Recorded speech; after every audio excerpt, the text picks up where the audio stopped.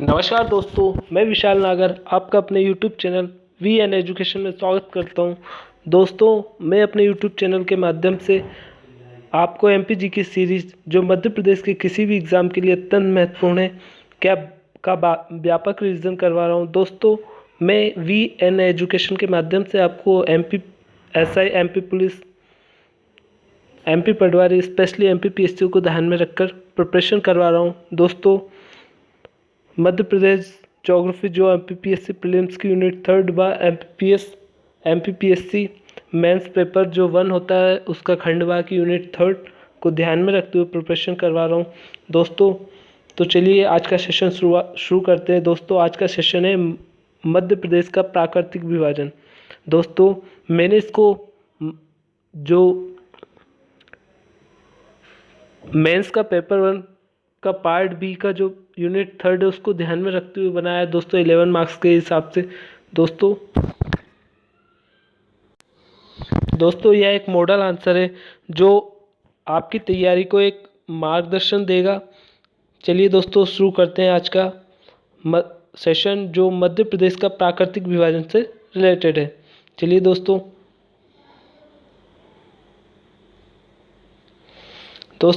Just पहले आपको मध्य प्रदेश का जस्ट इंट्रोडक्शन देना रहता है। दोस्तों, मध्य प्रदेश जो है वो गोंडवाना लैंड का हिस्सा है जिसका भौगोलिक विस्तार 26 डिग्री 6 अंश से 21 डिग्री 6 अंश से 26 डिग्री 30 अंश उत्तरी अक्षांश तक तथा 74 डिग्री 9 अंश से 82 डिग्री 48 अंश पूर्वी देशांतर तक विस्तृत है। दोस्तों, जो मध्य प्रदेश है उसमें से कर्क रेखा बीचों बीच में से गुजरती है। चलिए दोस्तों, भौतिक संरचना की दृष्टि से मध्य प्रदेश को हम मेनली 3 भागों में डिवाइड करते हैं।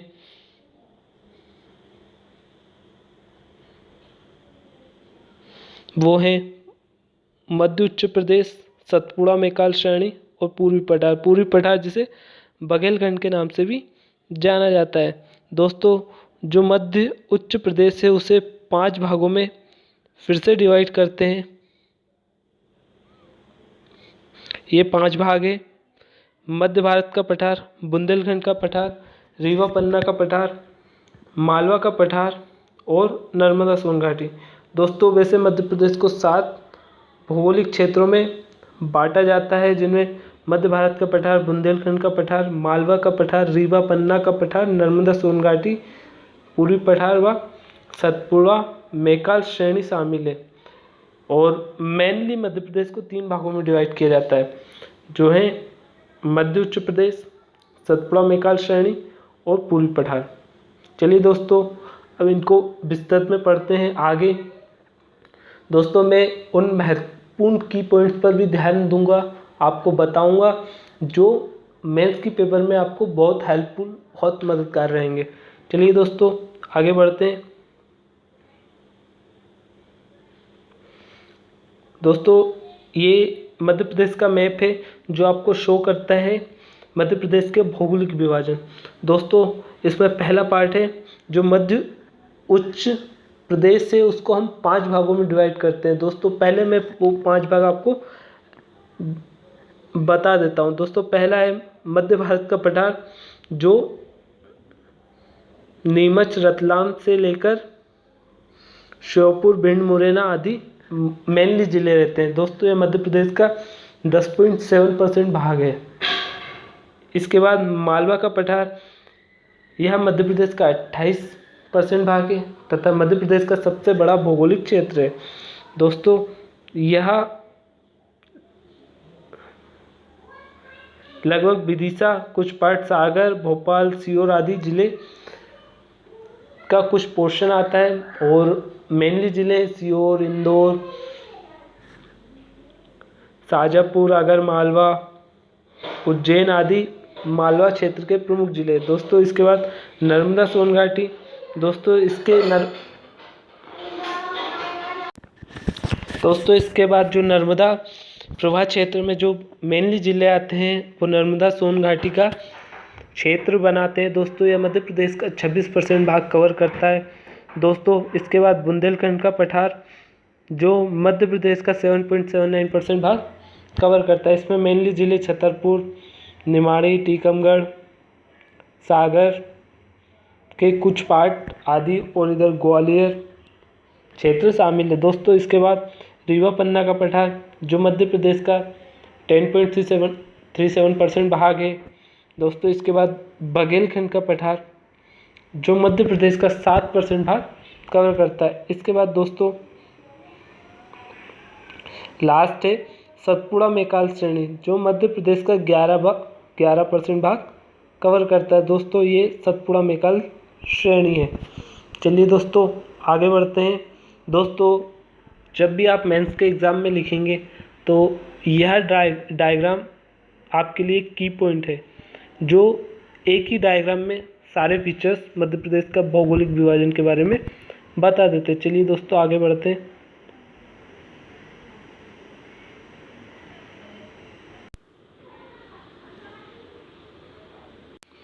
दोस्तों यहाँ पे वर्षा 75 सेंटीमीटर से कम होती है। वन जो है शीशम, खेर, बबूल के वृक्ष मेनली पाए जाते हैं दोस्तों। यहाँ की जो मिट्टी है वह जलोढ़ एवं काली है दोस्तों। यहाँ जो प्रमुख दर्शनीय स्थल है उनमें ग्वालियर का किला महत्वपूर्ण है जो सूरज सेन द्वारा 525 ईस्वी में निर्मित किया गया है दोस्तों। इस दुर्ग में गुजरी महल, हाथीफोड़ द्वार, हिंडोला द्वार और सास बहू का मंदिर फेमस है दोस्तों।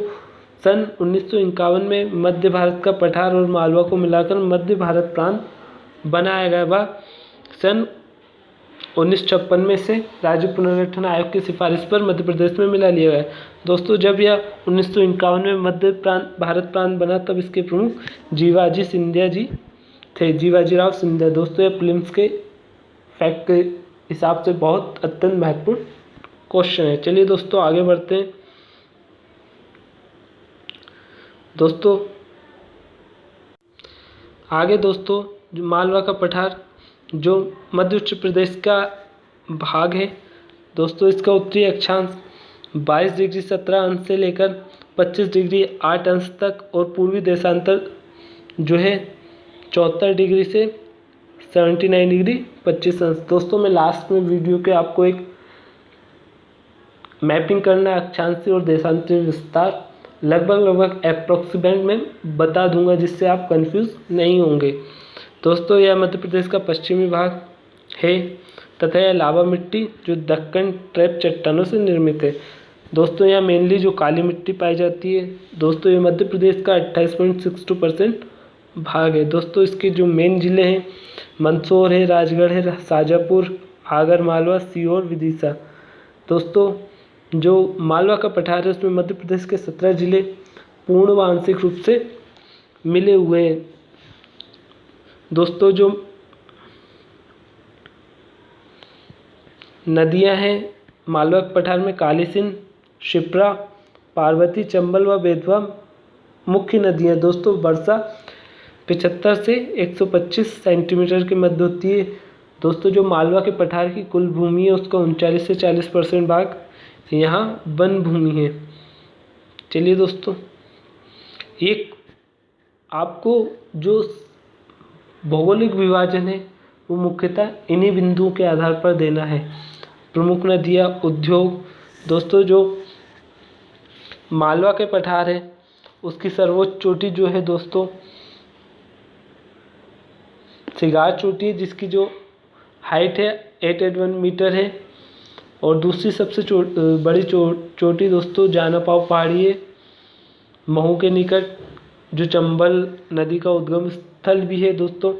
यहाँ के प्रमुख जो उद्योग है वो नागदा कृषि रेशा के लिए फेमस है दोस्तों। Bhopal heavy electrical limited Bhopal में है दोस्तों। पीतमपुरा दोस्तों जो भारत का डेट्रॉइट है ऑटोमोबाइल उद्योग के लिए फेमस है दोस्तों। जो 2012 में मंदसौर को पवित्र नगर घोषित किया गया, यह मालवा का ही एक पार्ट है। चलिए दोस्तों आगे बढ़ते हैं। नेक्स्ट पॉइंट है रीवा पन्ना का पठार दोस्तों। रीवा पन्ना के पठार का उत्तरी अक्षांशीय विस्तार है 23 डिग्री 10 अंश से 25 डिग्री 12 अंश दोस्तों, और पूर्वी देशांतर है 78 डिग्री 4 अंश से 82 डिग्री 48 अंश। दोस्तों ये आप अप्रोक्सीमेट भी लिखेंगे तो भी चलेगा, ये ऐसा नहीं है कि ये एग्जैक्ट डाटा ही, बहुत कम लोग हैं जो याद कर पाते हैं और लिख पाते हैं मेंस परीक्षा में। दोस्तों जो इसका क्षेत्रफल है वह प्रदेश का 10.37% है। दोस्तों 1948 में विंध्य प्रदेश अस्तित्व में आया, जिसे 1956 में मध्य प्रदेश में मिला लिया गया। दोस्तों इसके मेन जिले जो हैं रीवा, पन्ना, सतना, दमोह और सागर का कुछ पार्ट। दोस्तों इसमें जो नदियाँ बहती है मेनली बेतवा, सोनार, टोंस, बीहड़ और सतना इसकी प्रमुख नदियाँ बहती है रीवा पन्ना के पठार में। दोस्तों इसमें केवीटी, बहुटी जो जलप्रपात है वो रीवा पन्ना के पठार में ही मिलता है, जो आगे पढ़ेंगे। दोस्तों यहाँ जो मिट्टी है लाल काली, लाल मिश्रित लाल पीली। उद्योग दोस्तों सतना सीमेंट के लिए फेमस है, लाख रीवा के लिए। दोस्तों जो भारत में एकमात्र हीरा पाया जाता है वह पन्ना की मझगवा और रमखेड़िया खदान में ही पाया जाता है। दोस्तों जो दर्शनीय स्थल है वो भरूच स्तूप, सतना, चचाई, केवुटी, केप्टी व बहुटी जलप्रपात, चित्रकूट और मैयर दोस्तों यहाँ के प्रमुख दर्शनीय स्थल है। दोस्तों यहाँ से आप मिट्टियों के बारे में पढ़ रहे हैं, जो मध्य प्रदेश फिल्म में एक स्पेसिफिक टॉपिक दिया गया है मध्य प्रदेश की मिट्टियाँ। चलिए दोस्तों आगे बढ़ते हैं। दोस्तों इसके बाद नर्मदा सोन घाटी। दोस्तों इसका उत्तरी अक्षांश से 22 डिग्री 3 अंश से 23 डिग्री 43 अंश और पूर्वी देशांतर है 74 डिग्री से 81.81 डिग्री 3 अंश पूर्वी देशांतर। दोस्तों नर्मदा सोन घाटी में जो मेन नदियां हैं वो है नर्मदा, सोन और जोहिला।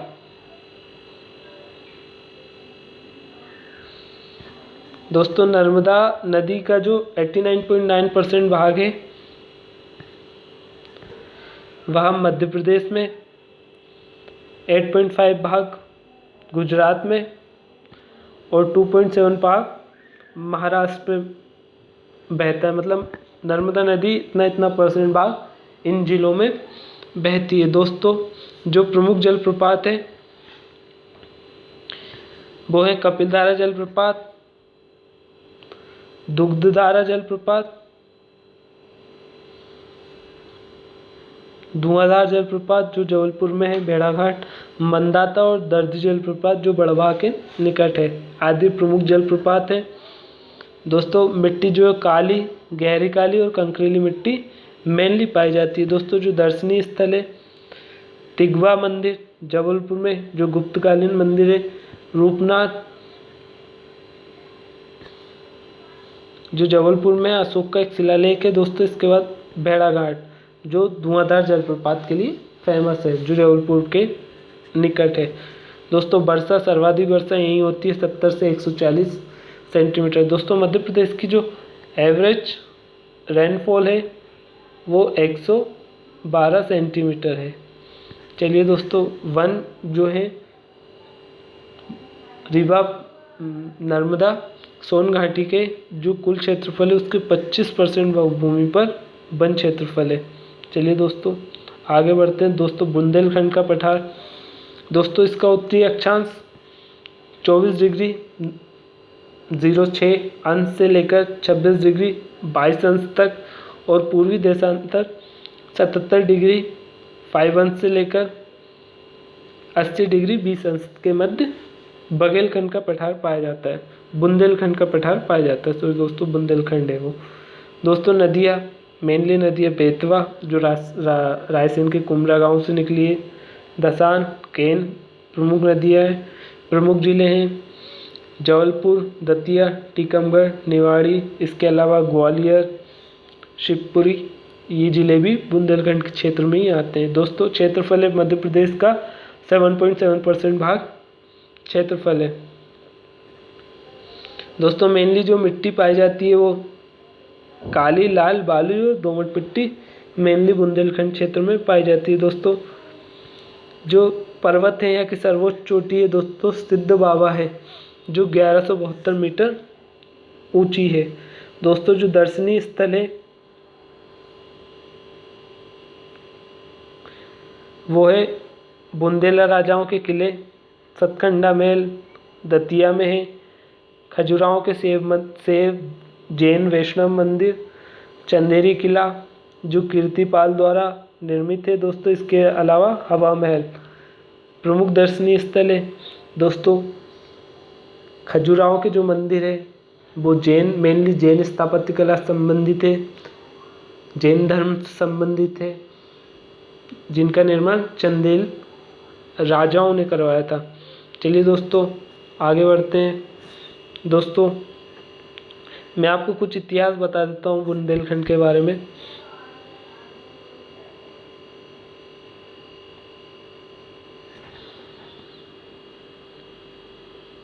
दोस्तों चंदेल राजा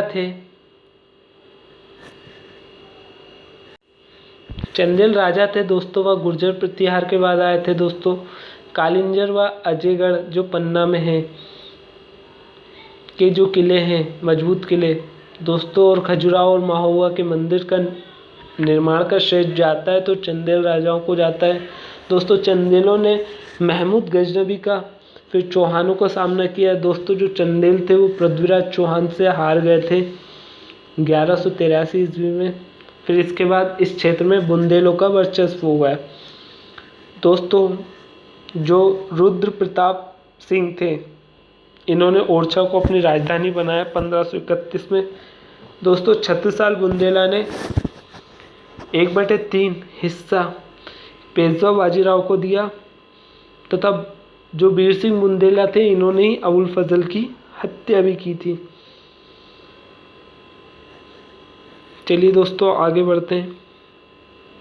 दोस्तों इसके बाद बघेलखंड का पठार।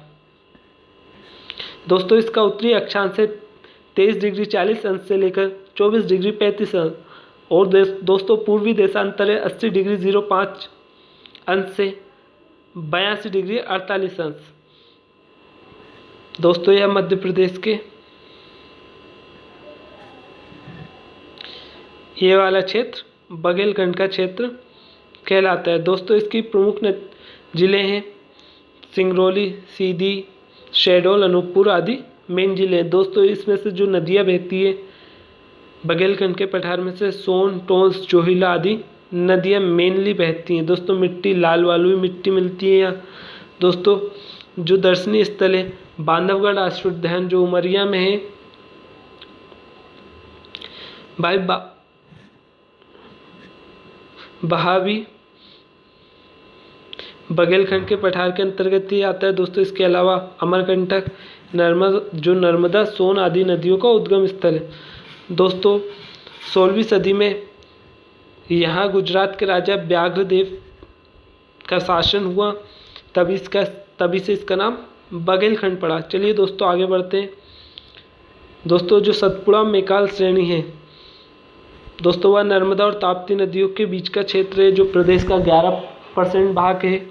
दोस्तों इसकी सर्वोच्च चोटी जो है धूपगढ़ है। दोस्तों आप कमेंट सेक्शन में धूपगढ़ की हाइट बताइए, नहीं तो मैं कल के वीडियो के साथ धूपगढ़ की हाइट भी आपको बताऊंगा। दोस्तों आज का आपका क्वेश्चन है धूपगढ़ जो महादेव श्रेणी में आते हैं दोस्तों उसकी हाइट कितनी है। दोस्तों मेनली जो जिले आते हैं वो खंडवा, खरगोन, बड़वानी, बैतूल, सिवनी, छिंदवाड़ा, बुरहानपुर आदि जिले इसमें आते हैं।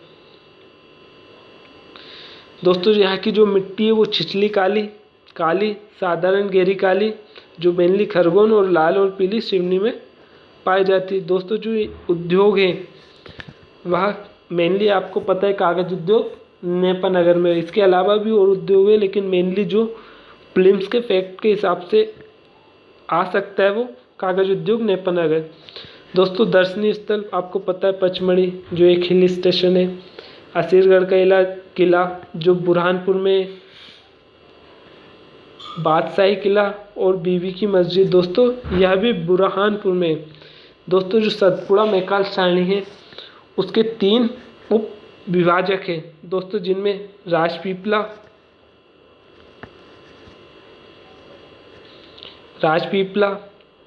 मध्य श्रेणी के अंतर्गत ही जो मध्य प्रदेश की सर्वोच्च चोटी है महादेव श्रेणी, भावी इसी के अंतर्गत आती है दोस्तों। इसके बाद मैकाल श्रेणी। दोस्तों यह है मध्य प्रदेश का। मैं आपको मैप के माध्यम से बता ही देता हूँ।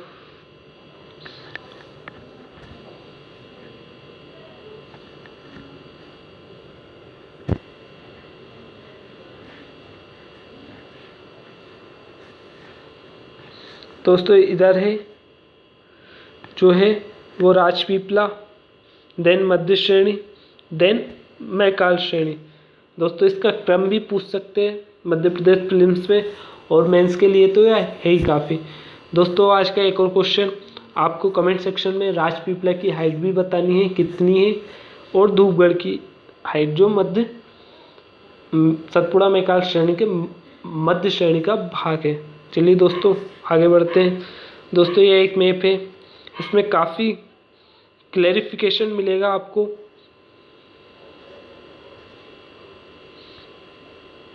मध्य प्रदेश के बारे में दोस्तों मैंने आपको बताया था, मैं एक आपको जनरल वे बताऊंगा आप कैसे फाइंड कर सकते हैं किसी भी प्रदेश को। एक मिनट दोस्तों हम जानते हैं मध्य प्रदेश का जो भौगोलिक विभाजन है वह 21 डिग्री 6 अंश से लेकर 26 डिग्री 30 अंश के मध्य उत्तरी अक्षांश में, और पूर्वी देशांतर में 74.9 से लेकर 82 डिग्री 48 अंश के मध्य ही पाया जाता है। दोस्तों ये सारे क्षेत्र इन्हीं के मध्य में होंगे। दोस्तों आप जान सकते हैं 74, 75, 76 ऐसे आप काउंट कर सकते हैं अप्रोक्सीमेट कि कितना जाएगा। इसके बाद 21, 22, 23, 24, 25, 26 ऐसे लगभग आप एक जनरल वे बना सकते हैं कि कौन सा क्षेत्र कितने डिग्री अक्षांश के मध्य आ सकता है। तो चलिए दोस्तों मैं आपको बता ही देता हूँ एक जनरल वे। सबसे पहले दोस्तों मध्य भारत के पठार के बारे में जान लेते हैं। दोस्तों यह है मध्य भारत का पठार।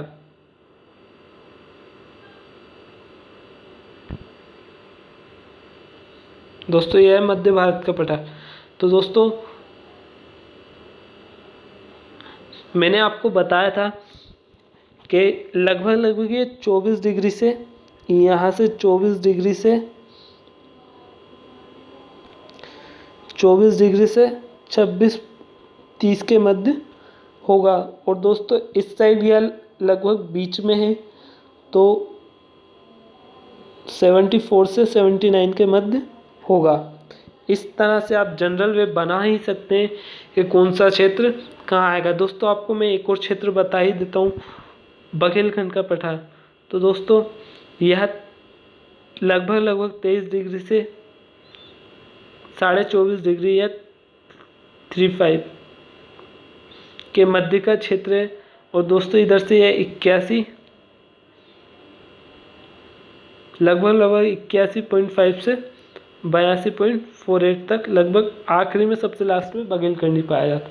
तो दोस्तों आप इस तरह से भी क्लासिफिकेशन कर सकते हैं, कोई ज़्यादा रटने की बात नहीं है। तो दोस्तों आपको कैसा लगा है वीडियो आप कमेंट में ज़रूर बताएं। कोई आपका सजेशन हो या आपको कुछ नया पढ़ना हो तो भी आप बता सकते हैं, मैं उस पर आपके लिए वीडियो बना दूंगा दोस्तों। और आपके जो भी डाउट हो आप कमेंट सेक्शन में लिख सकते हैं। तो दोस्तों आपको कैसा लगा है वीडियो, दोस्तों आप इसे लाइक शेयर करें जिससे मेरा मोटिवेशन बना रहे और मैं आगे भी अच्छी वीडियो बनाता रहूँ। दोस्तों इसके माध्यम से आप मध्य प्रदेश का जो संपूर्ण सामान्य ज्ञान है वो आप पढ़ सकते हैं।